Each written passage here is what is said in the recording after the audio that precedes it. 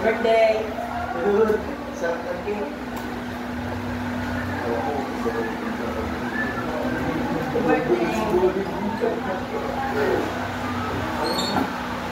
Tissue mo na, makakawat na mga kalsa. Red!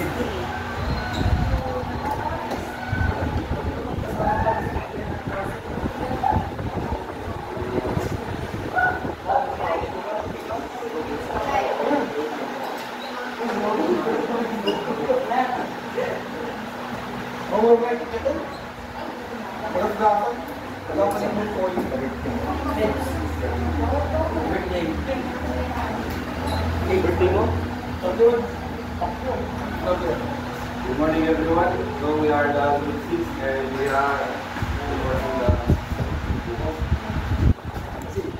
so much. The incident command system.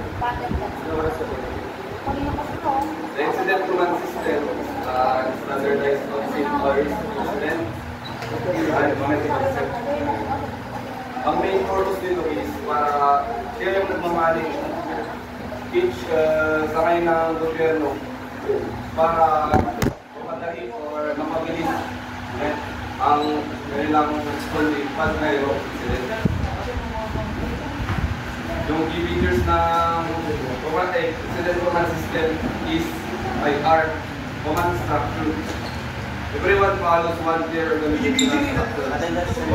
Isa lang yung sinusunod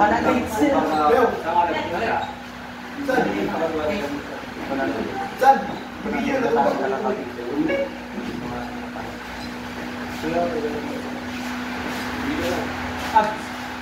super yung pagbagakot.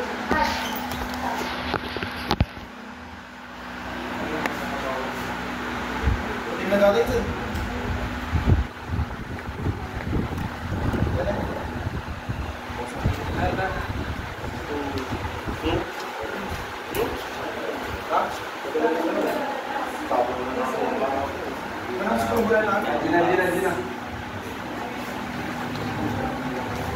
Yung key features na incident command system are common structure. Kumbaga, sarang yung sinusunod nilang photos sa itaas lang. Kung may yung sa chain of command principles kasi from the top to bottom. Kaya ang sumunod naman is yung command stuff. Bundles, delta is the six.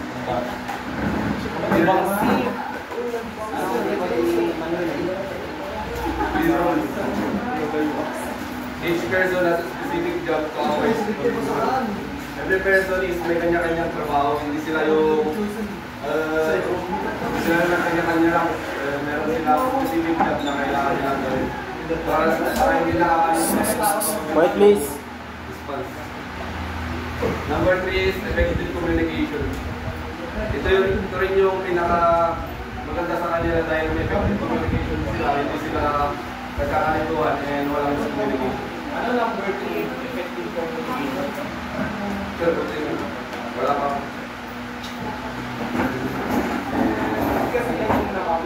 Number 4, flexibility. The system can be used for small or large installations.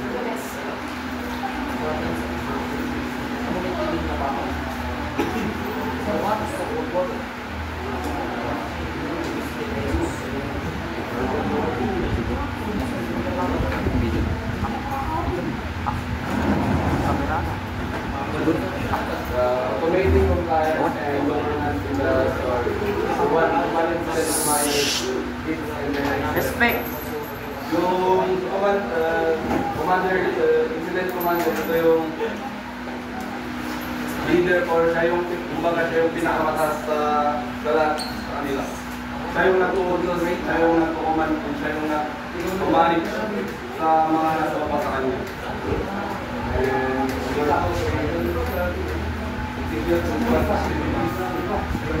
Yung operations naman, sila yung operation sector, sila yung andun sa incident and sila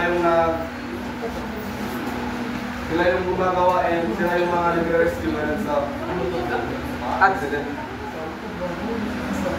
Sige, bes. Planning section. Sa planning section naman, kung may bagyo, sila yung plan kung paano sila mag-rescue, paano nila, ano gagamitin nilang mga gamit to rescue the victims of flood. Logistics, ito yung mga resources, equipment, and support. Sila yung mga nagdadala ng mga equipments tuwing mayroong mga insidente or aksidente na nangyari. And also sila rin yung nagbibigay ng mga resources sa mga kanilang mga kasama sa kahitan. And number 5, finance and management, knowledge, cost, and documentation. Sila rin na-estimate kung may bagyo, sila yung mag-estimate kung magkano o iyan. Marami pang kaming sala sa kanilang bahay.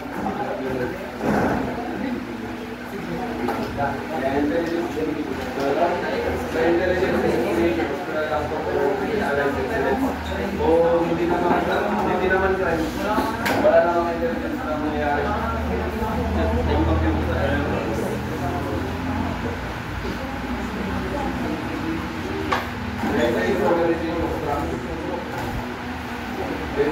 Sabi ko kanina, dahil sila naman, kayo nagtukuman, parang ganun din nakamagkaso ay general staff, under operation, selling, general staff ko yung handle sa operation, paano nila gagawin sa logistics. Sila rin yung tumutulong sa mga resources, equipment na gagamitin sa incidents na usan na ganap and finance. Technical staff to provide safety liaison. Yung liaison ito yung contact ng mga iba't iba nilang kasama kung kailangan nila ng tulong. Yung liaison yung mag-contact sa kanila. What is liaison?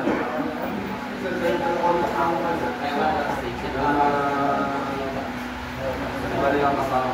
Sino si liaison officer?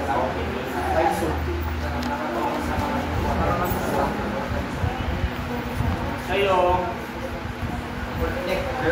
nag-coordinate. Kaya ang mga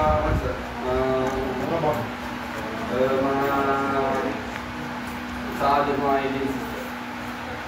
kayong coordinate, taga-contact, basta sa lahat ang makikipag-usap. Ang trabaho na sir. Public information support. Yung public information naman during the incident, meron mag-update kung ano yung nangyayari sa lugar para updated rin yung mga nasa ibang lugar kung ano nangyayari sa isang lugar. Public technical communication with the public information, officer and accurate updates during crisis. Sabi ko nga kanina, yung public information, sila yung mga nag-updates ng mga kung anong nangyayari sa kanila.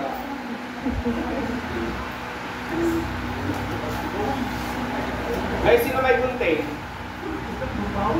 Dika.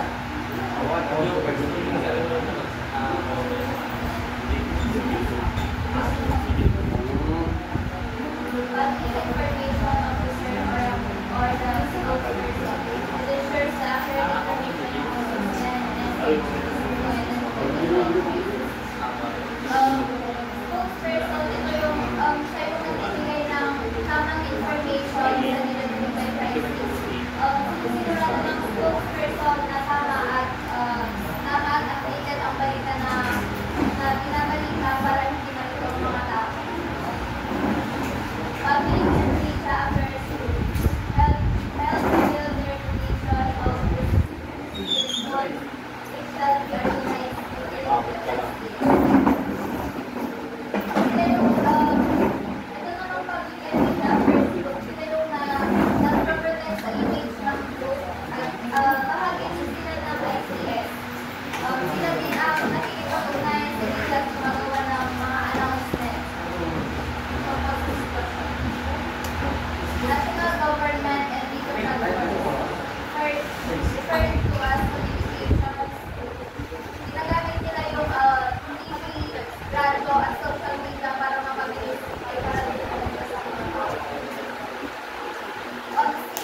Paris!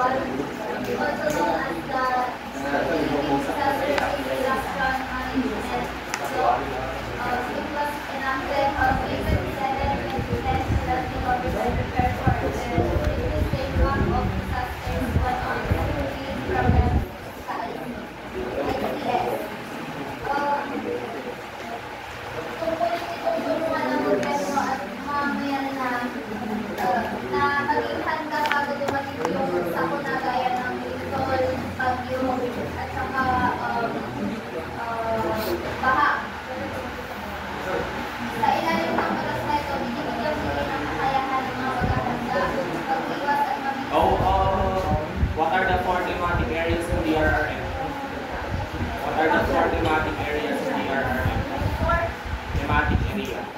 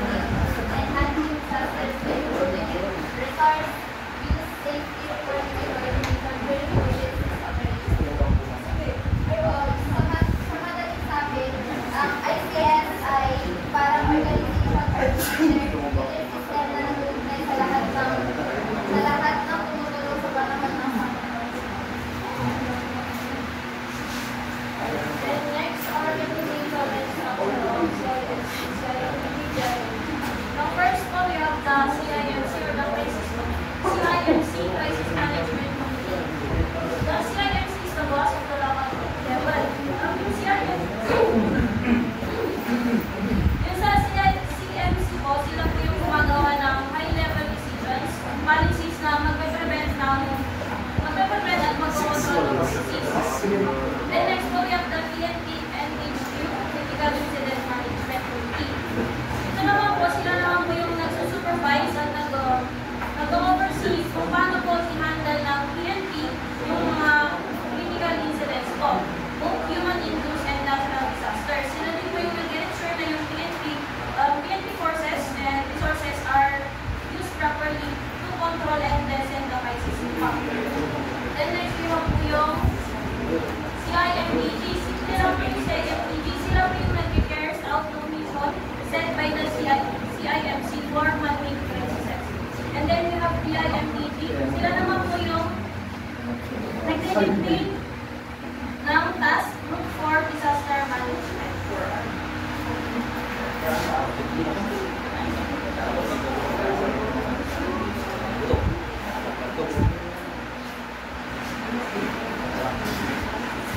Linaw. So today I will be explaining about the escalation protocol and incident management. So when we do escalation protocols, it is a rule or guideline that is followed when a crisis or emergency happens. This means that when a certain level of government, like barangay, city, can no longer control a situation, the responsibility is transferred to the higher level of authority. This is done to ensure that there are enough people, equipment, to properly respond at the present moment.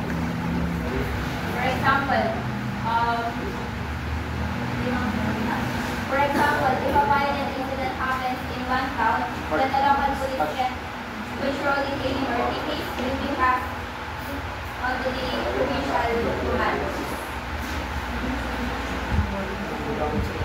Now for the human interest escalation protocol, this is used when a crisis is caused by human actions such as terrorism, riots, hostility, and etc.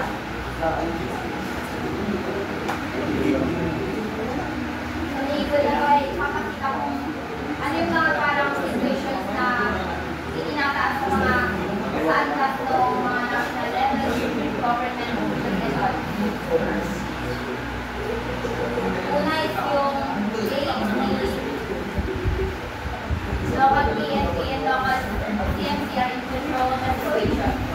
Ibig sabihin, ang lokal na police crisis management mas malakas boses nyo sa nagsasabi. ay kayang hawakan ang sitwasyon sa kanilang lugar. Halimbawa nito yung may maliit na riot. O kaguluhan sa isang barangay, ang mga lokal na otoridad ang siyang mamumuna upang ma-resolve yung situation. Pangalawa is yung appropriate resource are available and capable at either municipal or barangay level. Ay, tapusin nyo yun na may klase ka. Klase lang, kaya may ka. Sir,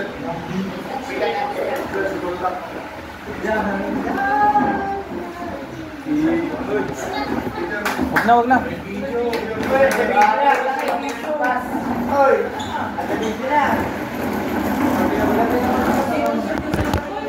Hoy, Mod! Hoy, para sa Rutan! Birthday boy!